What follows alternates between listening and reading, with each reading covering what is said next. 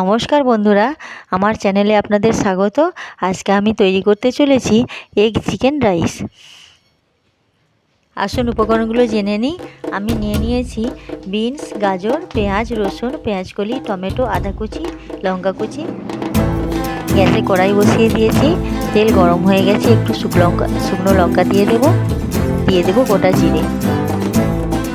হালকা ভাজা হয়ে গেলে এর মধ্যে দিয়ে দেবো পেঁয়াজ কুচি।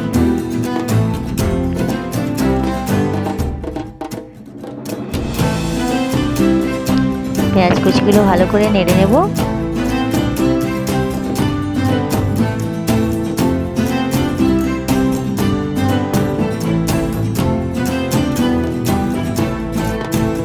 এর মধ্যে দিয়ে দেব রসুন কুচি। রসুনটা ভালো করে নেড়ে নিয়ে এর মধ্যে দিয়ে দেব আদা কুচি।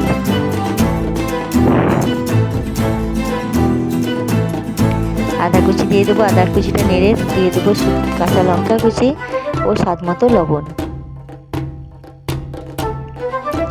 সবগুলো একসাথে মিশিয়ে নেব। এর মধ্যে দিয়ে দেবো হলুদ গুঁড়ো। তারপরে দিয়ে দেব আগে থেকে চপ করে রাখা চিকেনগুলো ভালো করে কষিয়ে নেব।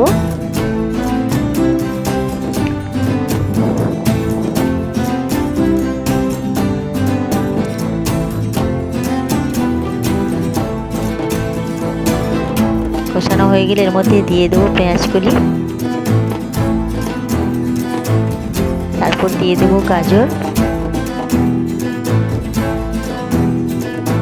এর মধ্যে দিয়ে দেবো বিনসের কুচানোগুলো।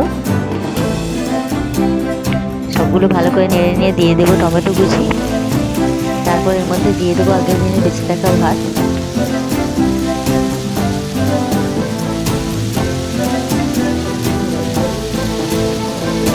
হালকা মিশিয়ে নেব।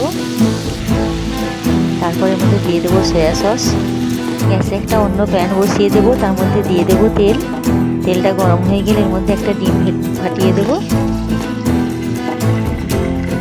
ডিমটা খুব ভালো করে নেড়ে চেড়ে গুঁড়ো ভাজা করে নেব। গুঁড়ো ভাজা হয়ে গেলে ভাতের সাথে এটা মিশিয়ে দেব। বন্ধুরা, এমনি করে আগের দিনের বেঁচে যাওয়া ভাত দিয়ে খুব সহজেই এগ চিকেন রাইস তৈরি করে নিতে পারবেন। ধন্যবাদ।